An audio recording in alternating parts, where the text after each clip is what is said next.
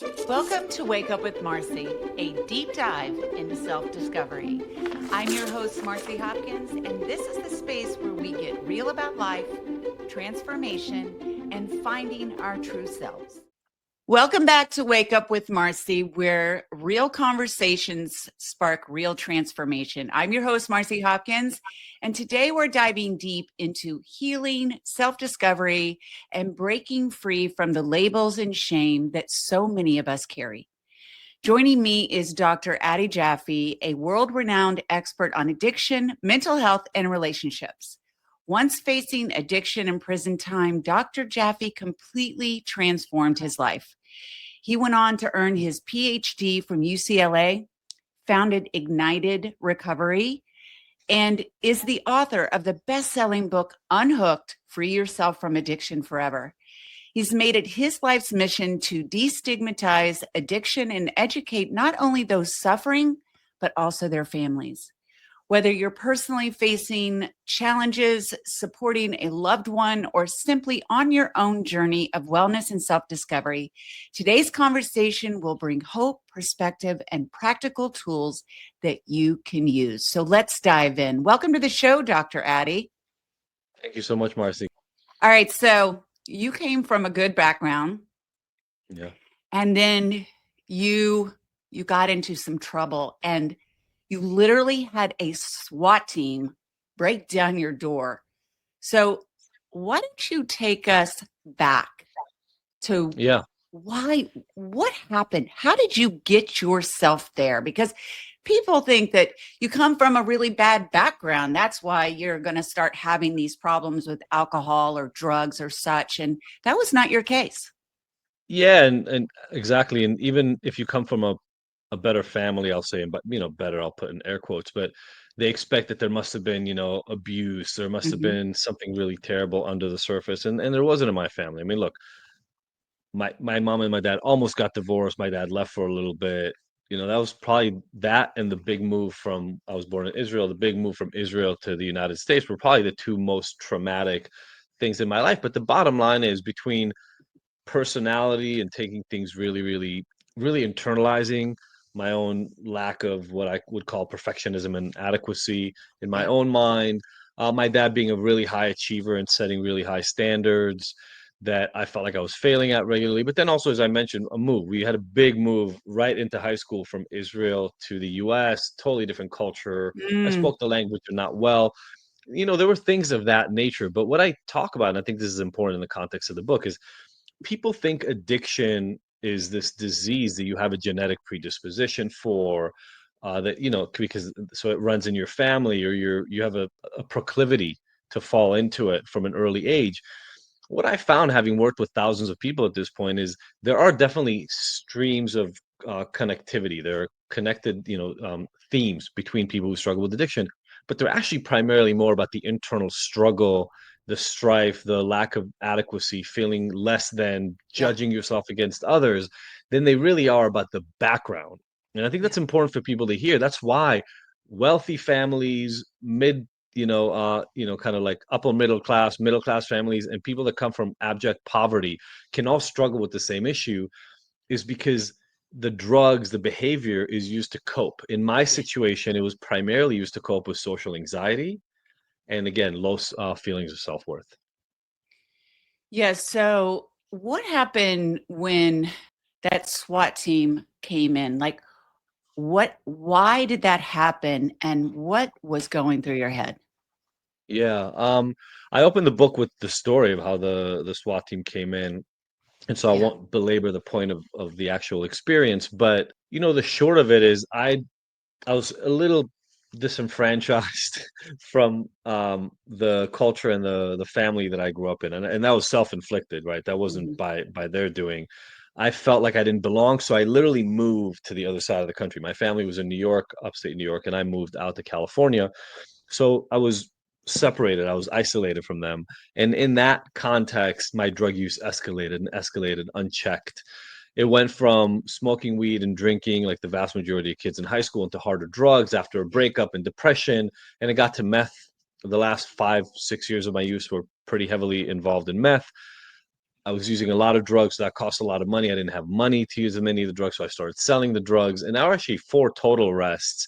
That SWAT team arrest was just the last one, and they escalated. Right, it was like a traffic stop where I ended up spending a night in jail. Then another stop with more drugs where I spent a weekend in jail. This time, what ended up happening is somebody must have given my name.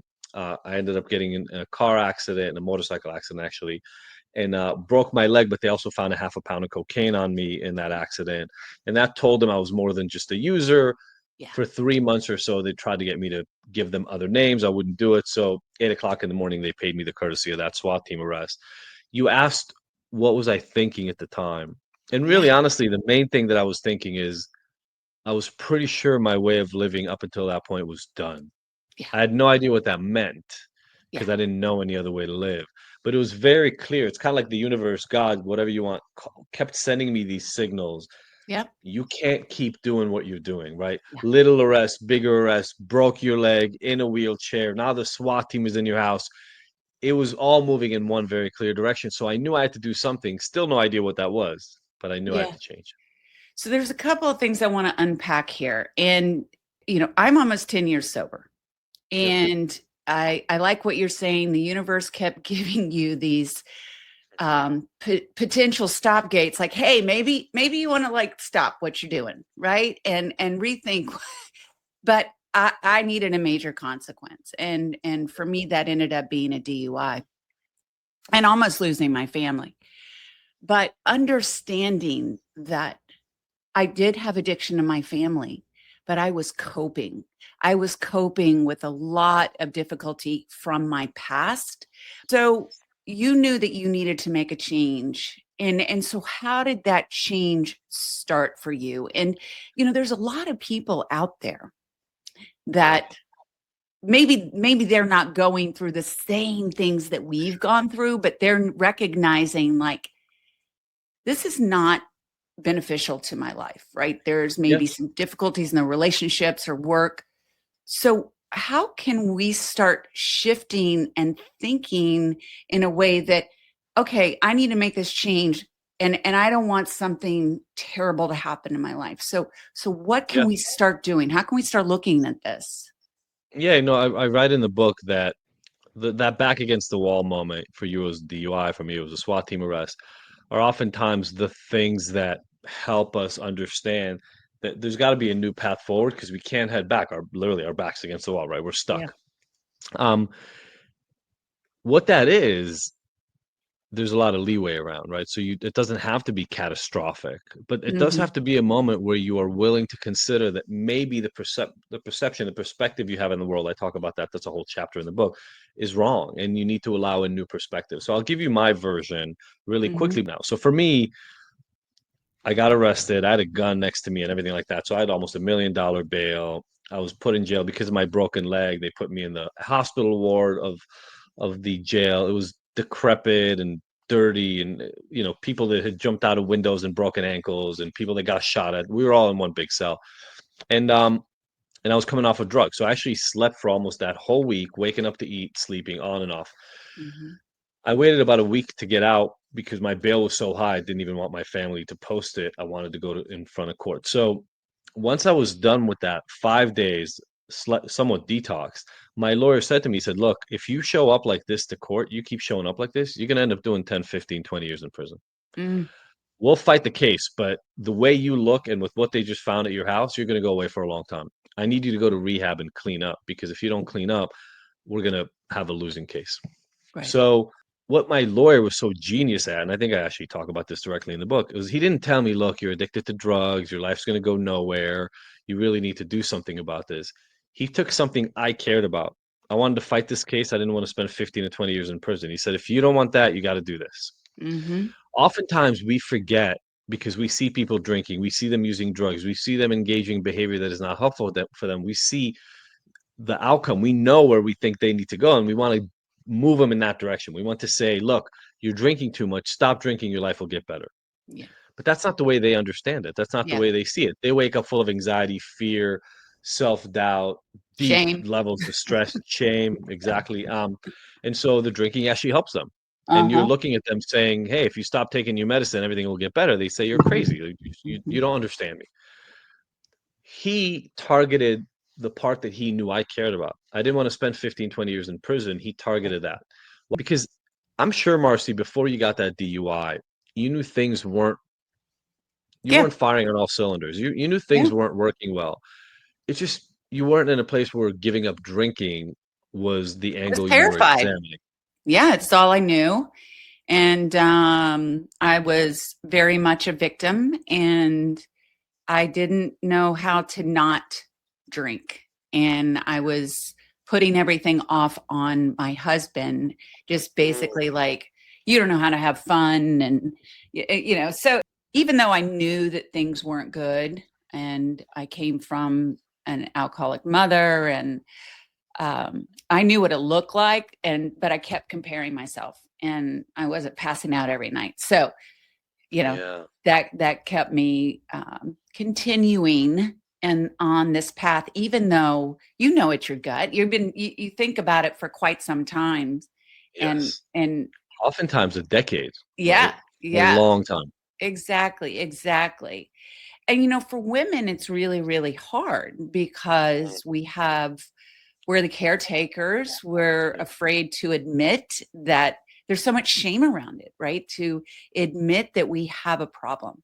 We think our husband's going to leave us, the kids they're going to take the kids, that everyone in the community or wherever we are, or whatever we're doing in life, we're going to be judged. How do we, if we are working and we're moms, like how do we get sober? How do we take care of ourselves? Like, I don't know. It just feels a lot of times that women struggle Yeah. more because of the shame around it, and we don't feel that we can leave our situation if in fact we needed to go to rehab.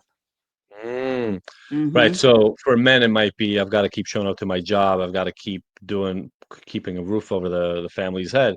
You're saying for women, it's the parenting, the taking care of the household, et cetera, Yeah, you're. is oftentimes such a big undertaking. Yeah. Look, I mean, here's the interesting thing. There are a ton of reasons. I mean, I talk about this again in the book. There are a lot of logistical reasons why getting help is hard. That's actually the good news in why, if you seek help sooner, the help Yeah, is easier to get and it takes less time. You don't, the only reason some people end up having to go to rehab is because they've been struggling for 15 years and they literally can't not drink for a day. So they need a place for 20, 30, 60 days to right. just rebalance. If Yeah, you can handle this 10 years earlier, you probably don't need a rehab, right? Just some yeah, therapy, reading a book, doing some groups will probably be enough for you. And and I think that's a big part of the message for me in the book is if we remove the stigma and the shame around you struggle with alcohol being you are an alcoholic yeah, earlier on in the process, yeah, if some of us just sat down and said, wait, why am I drinking every day when I get back from work? yeah, Oh, let me break it down. It's because of A, B, and C. Okay, well, that I can do something about that. I can figure out a way to reduce my stress at work. I can go to couples therapy with my wife, right? How many people do you know who drink heavily because they're in an unhappy marriage? they're yeah, And when they yeah. get home, they have to sit next to a stranger or somebody who even is worse than a stranger, right? Is making them feel badly about themselves. Mm-hmm. And in order to do that, they just have a couple of drinks so that they don't care as much. Well, it doesn't seem like that big of a deal early on because it does help you get along better. 10, 15 years later, you've now been in a bad relationship for 15 years with no help. The drinking certainly didn't make the relationship better. And Right, now you need to drink more in order to deal with your marriage. So the right. issues are always there at the outset. Well, and I'll also say that because I was so wounded from my past and then I was drinking a lot, my relationship was really bad because of my drinking and the way that I was responding and reacting to life. And I will say that we have 10 years later, I mean, I never thought about growing old with him because I didn't know what Mm. that looked like. Yeah. And today we have the best relationship possible. So I am so grateful for recovery and then the healing that comes after it, right? It's not just about putting down the drink, it's all the things that you're talking about, that we need to heal from, and building on that confidence and self love and self awareness. And so so let's talk about, well, you have your program that you've created, and and you talk about, getting really radically honest. And I love that. I love that. Yeah. So, what do you offer through your recovery model? So in the book, I kind of split up the book into two parts. One, the one that explains why we struggle the way we struggle. The second one, I really wanted to give tangible steps for people to follow in order to move forward. Yeah. So a big part of it is something I call the sparrow loop, and that is something that I just want people to The use as sparrow loop? yeah, SPARO. So stimulus, perception, activation, response, outcome. And I'll explain why all those stages in a second. But the idea was, people are so scared of things they don't understand. So even when we're in the throes of drinking or drug use or any addictive behavior, Hmm. eating, binge eating, Hmm. everybody wakes up in the morning saying, I, today I'm gonna go beat it today. To ourselves, today I don't need this, right? I'm gonna beat my addiction today. Today I'm not gonna drink. Today I'm not gonna use drugs. Today I'm not gonna look at porn. Today I'm not gonna eat a box of pizza, whatever it is. And then by 9 a.m., noon, 3 p.m., 7 p.m., midnight, whatever it is for you, you're back in it again. If we don't understand why we're doing what we're doing, it's even more terrifying, right? More Hmm. shame. So the first thing is to just explain to ourselves why we do things. Stimulus is the thing that sets the behavior in motion. Perception is the way in which you process the stimulus. I'll explain more about that. Once you process the stimulus a certain way and it creates an activation physiologically and psychologically, you have feelings, somatic, like in your body, or cognitive in your head. Those feelings are the things you're trying to deal with through the response. The response for many of us is the overeating, the drinking, the stuff, right? The behavior that we are in trouble with. You drink, you overeat, you binge, you start really feeling really sick, or you drink until you black out. That's the outcome. Yeah. Most people don't come for anything but the outcome. They just come because crap happened that they are unhappy with and they want to solve it. DUI for you, an arrest for me, a blackout when you ended up waking up with somebody you didn't know in bed next to you, whatever, using porn so much that your wife found it and is now mad at you and is threatening divorce, whatever it is, the outcome is what people care about. Yeah. But because the behavior came right before the outcome, you drank, you blacked out, you overate, you threw up, you used some meth and got arrested. We think the thing to focus on is the behavior. Hmm. But what I explain is if you remove the behavior, all the coping that came before it still needs a place to go, and you now have no way of dealing with it. And so that's why we get caught in the cycle. You stop drinking, but then the stress and the anxiety build up. Well, you don't have new coping strategies to deal with it. So you Yeah. at some point you say, well, forget about it. I'm going to go back to having a drink. And that cycle is why so many of us fail. So number one is to just explain what it is that goes on for all of you. And then the next piece, and that's I call it EAT, the explore, accept, transform cycle. Once that outcome happens, a lot of people in our situation um, get really afraid of failure, and I think that's explained by what we talked about earlier, right? Yeah. Self-judgment, deprecation, feeling less than is such a big part of the problem that when you Hmm. fail, you get the blackout, the DUI, that you throw up, whatever it is, you feel once again like your self-image has been reinforced. But one thing that I've learned now, being in this field 15, 16 years, is those failures are actually opportunities. When things don't work out the way you want them to, it's the time to stop, understand why, that's explore, sit with it and accept it. That's sitting with discomfort, getting comfortable being uncomfortable, understanding you're not perfect, but you're also not broken, right? You're human. And Yeah. so acceptance, explore, accept. And then once you've finished that acceptance piece, transform. Okay, drinking doesn't lead to the outcomes I want when I feel anxious and stressed. Right. I need something else, but I don't know what that is. Yeah. Transformation is about going out there and seeking. It's all I call it like a scavenger hunt. What can deliver the outcome that I want? And so it's this loop that I have people go through. And every time it works out the way we want it to, we celebrate, right? You had a sober night, you did well, you drank the two drinks you wanted to, and it did. But every time it goes off the rails, it's time to get to work. Yeah. And that's different than what most of us do, which is every time things go off the rails, we try to sweep it under the rug, move forward, put on a stiff upper lip, smile through it, and try to get to the other side. So that's the Right. overarching idea behind the book is understand why you act the way you act, accept what got you to this place, but then go change it. Yeah. Well, like for me, I mean, I have a huge toolbox. Yep. And then for me, a lot of it was, gratitude, forgiveness, and shifting my energy from, like living in gratitude is a Mm. way of being a magnet to a beautiful life, right? Every person listening to this right now, if they're looking for their own path, you'll discover your own toolbox. There are things that have worked for many, many people. Gratitude is one of the things I bring to most of my clients right off the bat because it's super easy to do. Yeah. You can get it done in 5 minutes a day. Yep.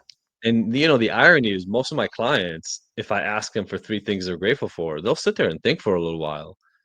Whereas It's hard.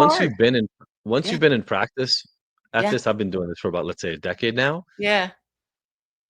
There are thousands of things I can be Well, grateful for. because I'm almost yeah, people think it's got to be something big. It's Yeah, like the car in the driveway or the house you're living in. It's not about that, right? clean water, a roof over your head, Yeah. uh, clean air to breathe, shoes that fit you. I mean, you know, you breathe. Your You're breathing right extremities, now, right? your You're senses. Yeah, I mean, like the number of things you have to be grateful for or you can be grateful for Mhm. is nearly endless. And the good news, as you just point out, and this is just one tool we're talking about Yeah, right one now, tool. it reformulates the way you look at the world. Yeah. Because once you start, I call it, it's like these flags of gratitude that pop up all over the world as you walk around. And that's the real benefit. All right, somebody's sitting there and they're listening and they're like, God, my life right now. I mean, I don't know how I can look at anything and be grateful. I can't wait to have my next drink or whatever it is.